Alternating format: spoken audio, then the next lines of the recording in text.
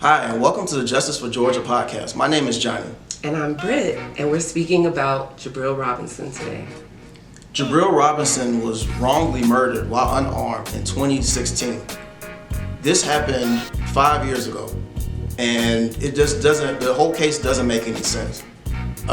Pretty much, his girlfriend's mom called the police. They were having an argument. She just wanted them to come and just de-escalate the situation.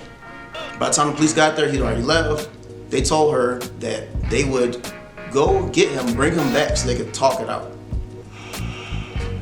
Which, the girlfriend's mom, it sounded great. That's exactly what she wanted to happen. So they go after him, he runs, and instead of trying to apprehend him or catch him or anything like that, they decide to open fire. Now, there are witnesses to say that he was, shot twice in the back and once in the back of the head. The autopsy just says that he was shot in the head. So from when you put two and two together, it sounds like they fired multiple shots at Jabril Robinson and then shot him in the head to kill him. And to me, this doesn't make any sense. This was a domestic dispute. They just needed somebody to come in, de-escalate the situation. They didn't need people to come in being trigger happy. This should not happen. This should not have been handled this way. Exactly. It's really sad, the fact that we know that the police are supposed to protect and serve, and they're supposed to serve the community. So the fact that the girlfriend's mom called police wanting them to de-escalate, which is something that they're supposed to do. They're supposed to know how to de-escalate more than the rest of us. They're trained, apparently, to de-escalate more than the rest of us, and it still ended up with us having to fight for his justice now over 5 years later. It's ridiculous, and it's really, really sad. This happened in Clayton County, Georgia, which is where I'm from. And pretty much, they should be ashamed of themselves. They won't even give the family back his belongings. It's been 5 years. The whole thing doesn't make any sense. And of course, the police say that he had a gun. But in order for us to believe that, we need to have evidence that there was his actual fingerprints on the gun. Otherwise, the police could honestly say anything to justify his murder. We can't let that happen. There has to be some form of accountability.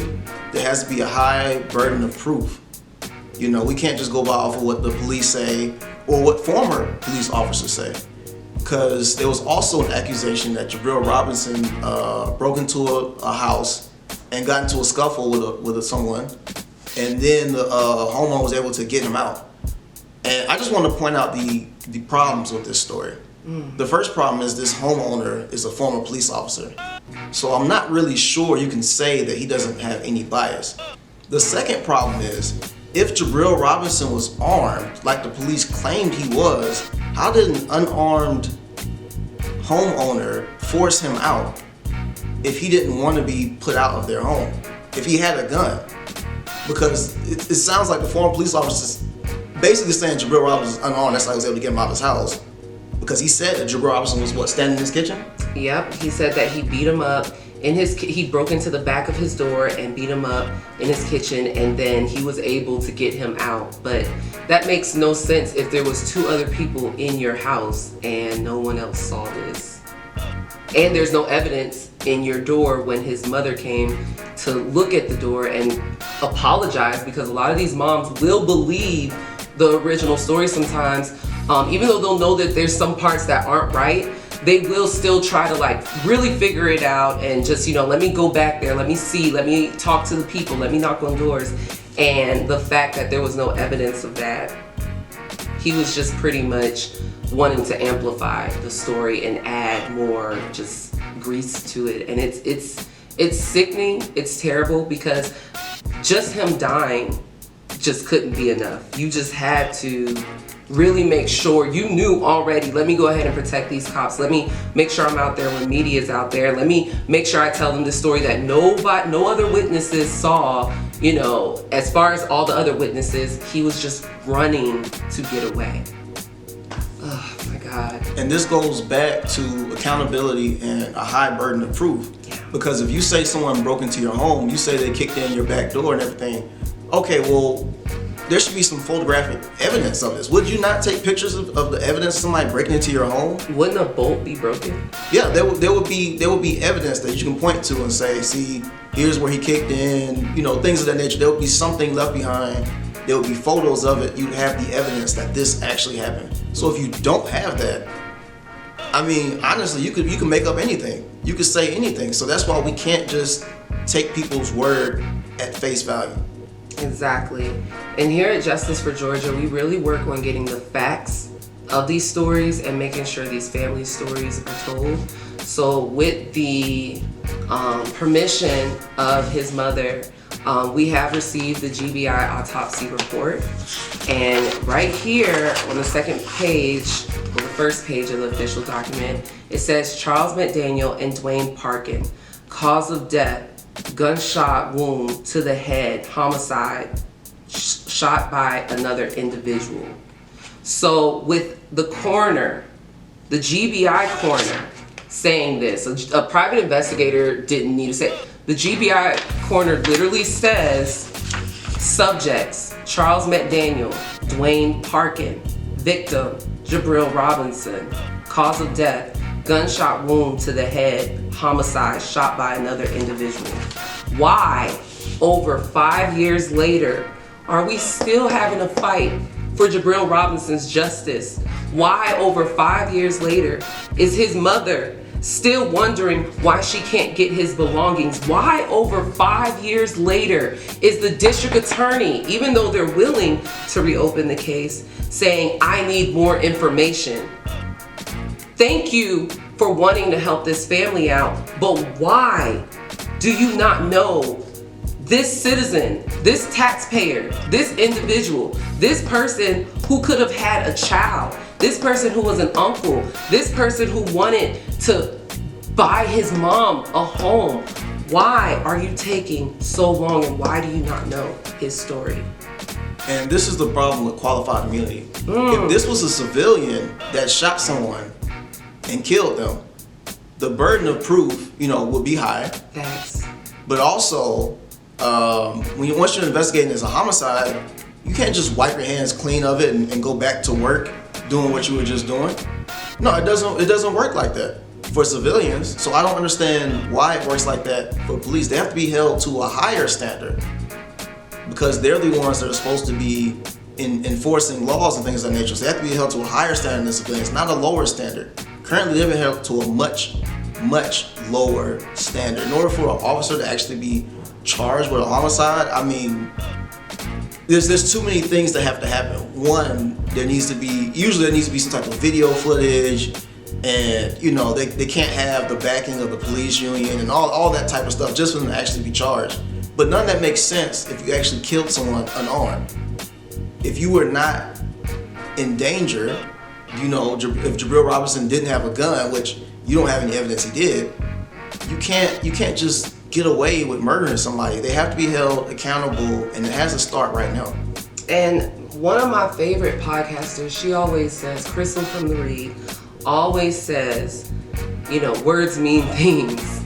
Literally, words mean things. So us as civilians, when we hear about these stories, we need to be careful in how we take in these stories, right?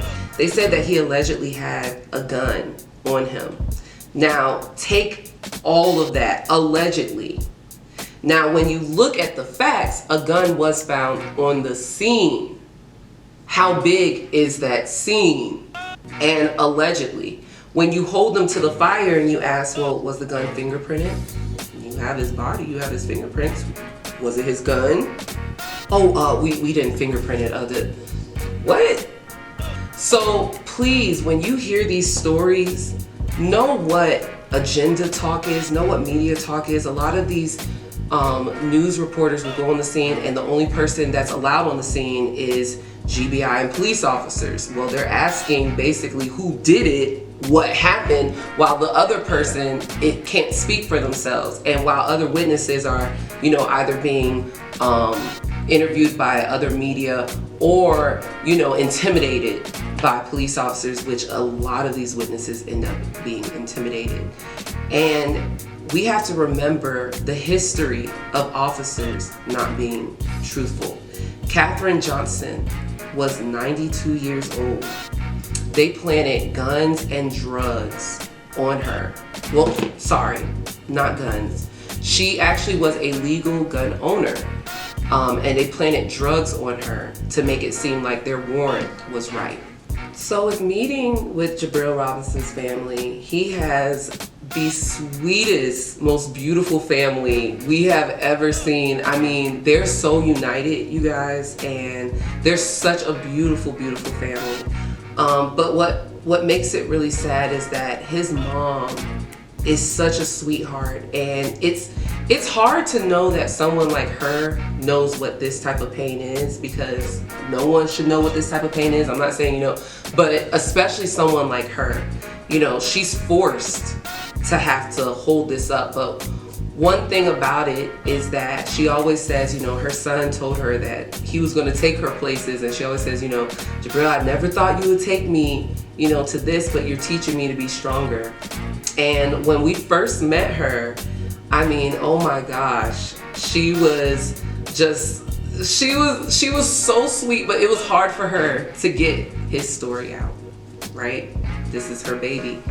But over the years, she's just gotten stronger and stronger and stronger. And now she's even going to be going to the park near the site where he was murdered. And she's going to be holding an event where we're peacefully protesting, letting the district attorney know that we support them in reopening this case and demanding his belongings back from Clayton County.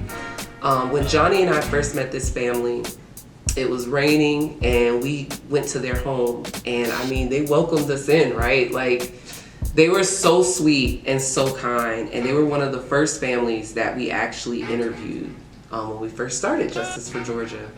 So there's a lot of moments where we have to try hard not to get triggered in this, but she's such a sweetheart, and we definitely love being connected with her, and we love helping her fight. Definitely. And sometimes it's actually difficult for me to talk about or hear about Jabril Robinson's case. The reason why is because this all didn't just happen the day he was murdered by the police. He was being harassed by the police continually before this. Yeah. And, him being from Clayton County, him having dreads, him being harassed for it by the police. For me, that is so personally relatable because, I had dreads, I was harassed by the police, I'm from Clayton County, and the stories are just so similar. And also, I was on Instagram, and his mom, she was showing that she still had his dreads. And for me, that was a tough post to see because, like, my mom still has my dreads. And for me to look at that and then think about it, like, just how easily that could have been me, that's why I feel like people have to care about these cases, because it's just like, yes, this happened to somebody else, but this could have been you too. That could Easily. that could be your family. Easily. That's fighting for your justice. So don't wait until it is your family. Like, care now. Do something now. Like, do your part. Do what you can right now, because if we all were doing that, we really could make a difference. We can pressure these DAs to make the right decisions and everything like that, and we can get these officers charged. And it's nothing to care. Johnny and I have learned that. If you don't know, Johnny's the one who makes the websites for a lot of these families. And, that has been the biggest deal to his mom. On top of that, with just our efforts of applying pressure and coming up with these posts and meeting with these families and interviewing them, these families are so thankful, like so thankful. A lot of people are like, how do you do it? How did you get started? It's not overstepping boundaries to care. And we've learned that it's overstepping boundaries when you decide to take something over completely, but to care and to tell someone, hey, do you need a break? Talk about this. This is your story. He does matter. It does so much for his mom, and we have definitely seen that. And it's helped her to speak up and speak out. It was always in her, but she has even said that with some of the things that we've done, it's definitely helped her. So it's nothing to care and it's nothing to show up. Jabril Robinson was an aspiring rapper. He was funny, he was charismatic. He was the type of person who we even said if we went to school with him, we probably would be laughing with him and probably would have gotten in trouble with him because he was very friendly, very loyal, but very, very funny. And we're gonna just continue to keep fighting with his family for his justice and for their peace, and so that what's been put out in the media about Jabril Robinson can be corrected. It's been 5 years since Jabril Robinson was murdered, and his family still doesn't have his belongings back. The last the family heard, the belongings are at Clayton County Jail. There is no reason that they should be holding on to his belongings. They need to give those back to the family right now. What you can do to help is to call the Clayton County District Attorney and pressure them to, reopen this case and to return the belongings. It's been 5 years. This makes no sense at all. Please do your part, help this family. And we're gonna have a protest in honor of Jabril Robinson. That's gonna be February 15th. Check into our social media, Instagram, Facebook, Twitter for more details. But please come out, support, show love to the family.